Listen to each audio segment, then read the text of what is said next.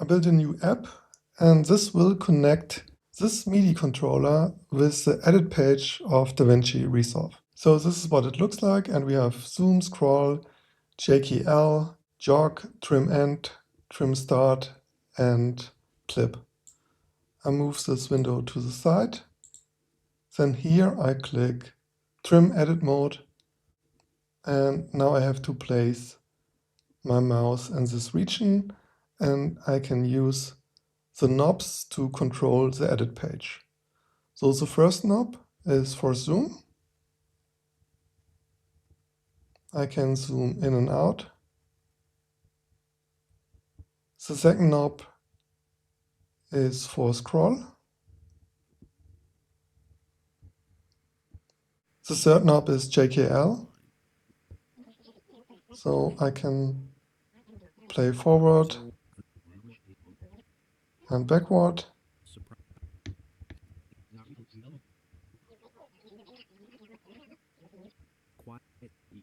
And the next knob is jog. So jog is very precise. So I will zoom in, and with jog I can go frame by frame, but very fast. It is very similar by using the arrow keys.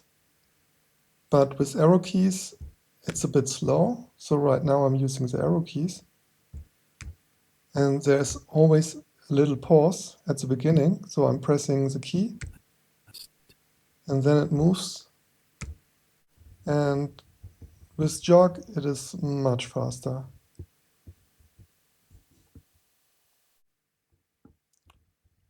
Let's move to another frame. Maybe this one. And here we'll demonstrate how to use the trim knobs. So right now I'm at the end of the clip. So maybe I want to trim it here. Before I trim, I will lock audio track 1.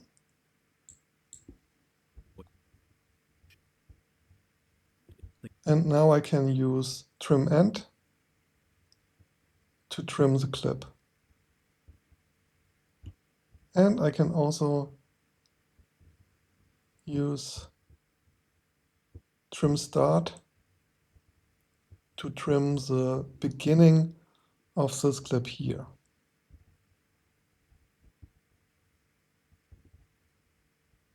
So maybe something like this. And if I'm happy, I can use the jog tool or the JKL to play the clip. Nothing complicated, nothing rushed. Just the quiet satisfaction of creating what you need. And the last knob is this one here. And with this knob, I can jump from clip to clip. So I will zoom out a bit, and then you can see that this knob is jumping from clip to clip. And the difference using the MIDI panel is really huge, because when I try to do the same using the keyboard and mouse, I will demonstrate that it is not very intuitive. And when I'm using the mouse, it's a bit complicated.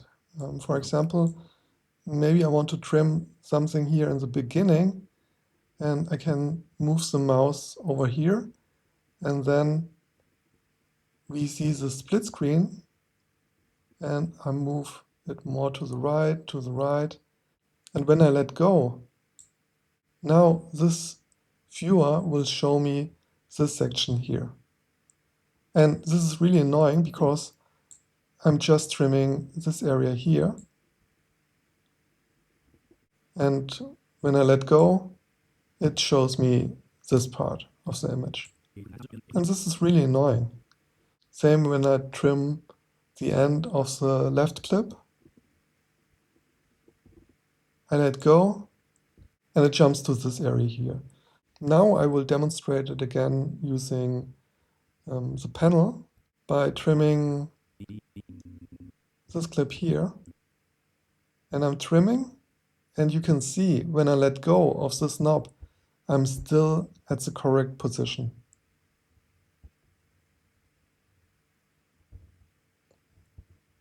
So I can go back and forth, and when I let go, the playhead will not jump to a different position. And this is huge. This makes editing so much more fun, and yeah, it's great.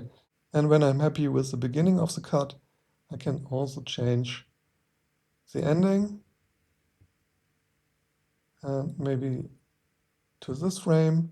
And again, I let go of the knob, and you can see I'm still at the correct position. And now I can play the clip. Small movements that have been repeated for generations.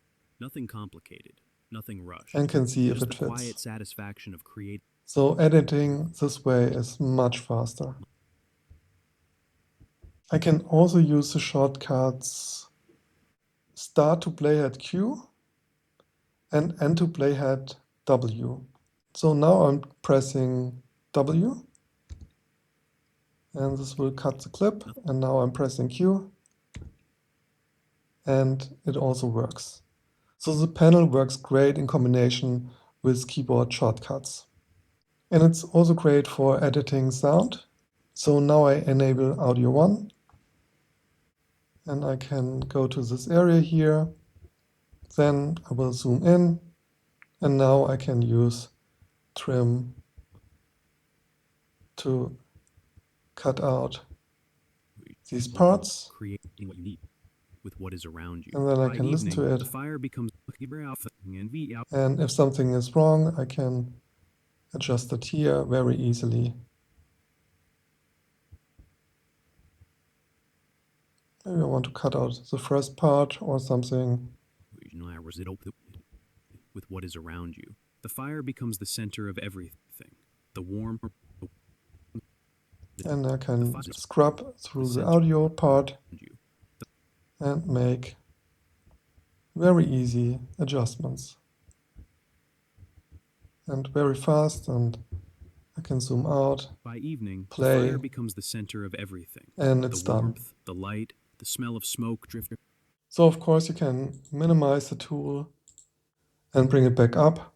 So this area here shows the knobs. So the first knob is not 1, it starts with a 0. So this is 0, then 1, 2, 3, 4, 5, 6, 7, 8, 9, 10, 11, and so on.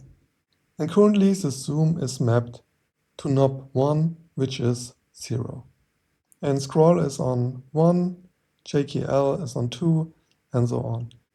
You can change the steps. So now it's 200, and now it is very fast. So 100 is the max, and I can also change the value to 10, and then it is really slow. So you can change the steps. I set it back to 20. Then for JKL, we have a cooldown. Scroll, you can invert the scroll.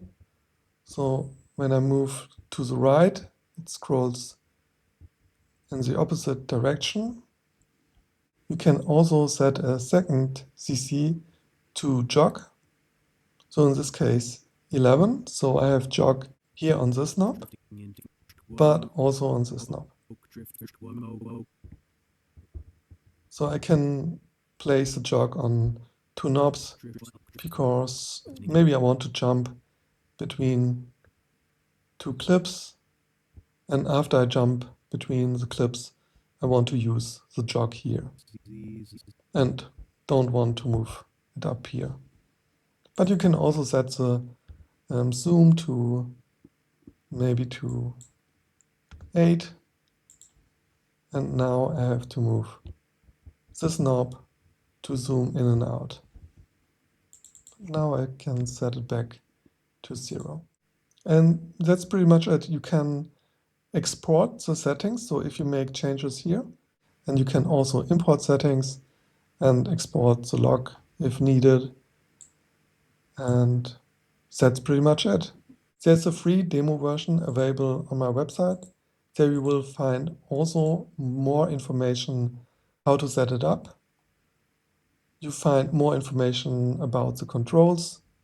You will find more information about the interface, how to start. So it's also very important to leave the cursor over the timeline and to use the trim edit mode. And you have here the option to download a free demo. So that's it. Have a great day, and I'll see you in the next video.